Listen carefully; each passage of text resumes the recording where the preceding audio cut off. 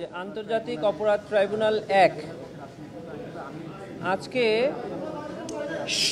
সাবেক প্রধানমন্ত্রী শেখ হাসিনা, সাবেক স্বরাষ্ট্রমন্ত্রী আসাদুজ্জামান খান কামাল এবং সাবেক আইজিপি চৌধুরী আবদুল্লাহ আল মামুন, এই তিনজনের বিরুদ্ধে জুলাই আগস্ট গণঅভ্যুত্থান চলাকালে মানবতা বিরোধী অপরাধের অভিযোগের মামলার ৪ শুনানির জন্য দিন ধার্য ছিল।